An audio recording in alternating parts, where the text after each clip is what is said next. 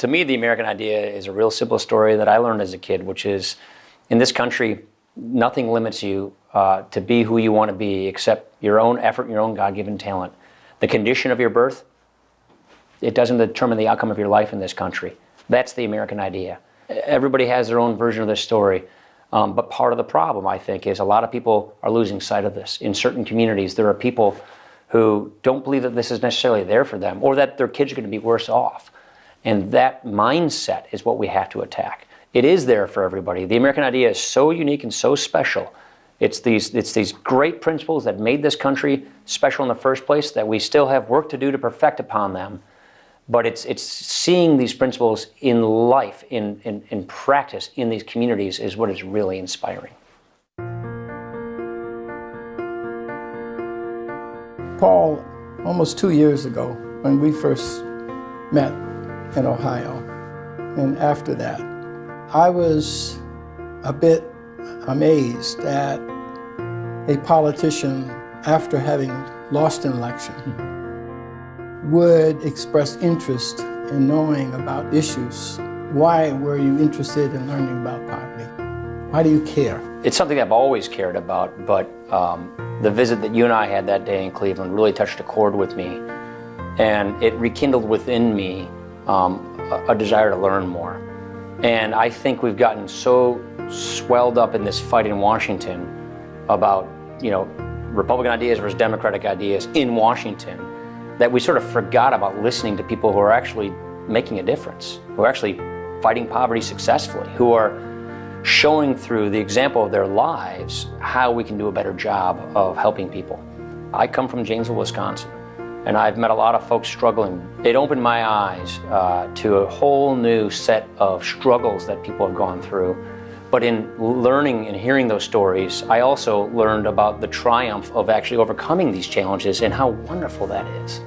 People who had gone through the worst of all situations came through those situations and redeemed themselves and are helping make other people do the same thing. And so what I got from you that day in Cleveland was, to me, an inspiration and a calling.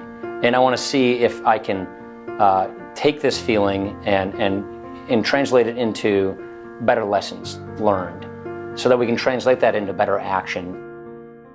I asked you to show me the face of poverty in America and show me the face of not only what people are experiencing, but the triumph of people who have overcome poverty and are helping others do the same. Poverty is complex, and not everybody is in the same kind of category. There are different kinds of poverty, and what we focused on was those in deep poverty. Right under our noses in our very communities that we live in, we're seeing redemption, we're seeing hope, we're seeing inspiration, we're seeing success. When we were at Shirley Holloway, we were meeting with ex-drug dealers, ex-gang members. We met a guy who was the enforcer of a gang. How are your midterms? Hey, sit down. Hey, congratulations. Who have turned their lives around, who have seen redemption, who is happy and able-bodied and excited about life and reuniting with their family and going on and reaching their potential. Kurt Moore, that we met with Pastor Gerald Webster. Do you remember him? Yeah. The car wash. Yeah, he's hiring. He's got all these people working for him now.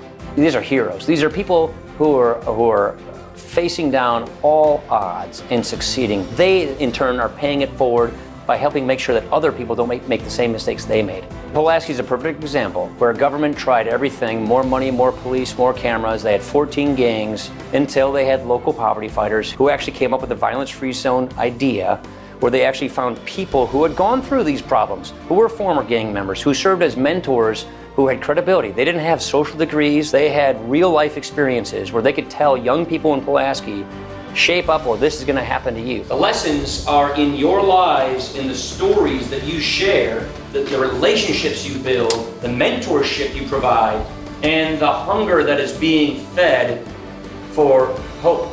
And as a result, in a couple short years, violence went down, 14 gangs went away, and people are taking high school more seriously, and all the academic metrics, they're doing well. The day we spent without crying in the barrio in San Antonio was one of the most profound moments of my life. Seeing people at intake and then outtake, where people go through these programs and how they just rebuilt their souls, their lives, and their attitude toward life. That form of transformation cannot be done with a bill or a policy or some think tank white paper. It can only be done by the gift of a person offering themselves to another. What I decided to do as a policymaker was look at this entire war on poverty. Assess where we are, what we've done wrong. We've spent trillions of dollars for 50 years, and we've barely moved the needle on poverty, and it's gotten even more entrenched in many areas. So if it's not working, why repeat that? And we've got to break that mold, which has given us this status quo, and go and learn from the people who are really on the front lines, actually fighting poverty successfully. Poor people living in poverty have skills and talents at the end of the day, but we don't value that in a way that translates that we really understand. And one of the key ingredients that we exist among all of us is that we treat people like human beings. And so I think that we have to be a little more humble in our policy making and respect people who are actually making a difference on the ground and not pretend that government knows more or knows best. We got our guys like Anton, who is here, guys who were former Crips, former Bloods, and we put them in the school. They went through the training and they became the violence-free zone in the school. And it was very successful to the point where it was a 93% increase in citizenship. Use our market-based principles to focus on results. That's how we should measure success, and that is not in many ways how the war on poverty measures its success. As a result of all of that, the school said we want to expand it to as many schools that need it. And we were happy about that until they said, now, but you can't use nobody who have a felon. Yeah. I said, well, you just shut down the program. The federal government should be helping those who are on the front lines fighting poverty successfully by getting behind what they do instead of trying to push them aside and parachuting in solutions that really aren't. Because there's no social program you could ever cook up in Washington, D.C. that can actually make the human transformation that people are affecting in these communities through these stories, through what they're doing. The type of validation needed for the steps taken to be a youth advocate, an urban specialist is vital, especially when you have a powder keg under the scene, see? Because they can be the ones that control whether the city goes into riot or repentance. If they don't do their work in a way that they're treating people like people, why should they get funded? We've learned a lot. There's a poverty industrial complex that is sort of wedded to the status quo, that wants to keep funding what is being funded instead of asking basic questions as to whether the premise of these programs are working in the first place. And we have this approach to fighting poverty that is all based upon inputs, based upon the status quo and whether we're funding it enough or not, versus outcomes. Are we actually getting people out of poverty? There are amazing grassroots entrepreneurs who are in these communities doing this as a vocation. How do we scale this up? One of the critical principles in a market-based economy is collaboration. And we need to have all levels of society, local government, private sector, community, and federal government, making sure we're all pulling in the right direction. I was inspired at what people had gone through, what they have accomplished, and how they're helping others do the same.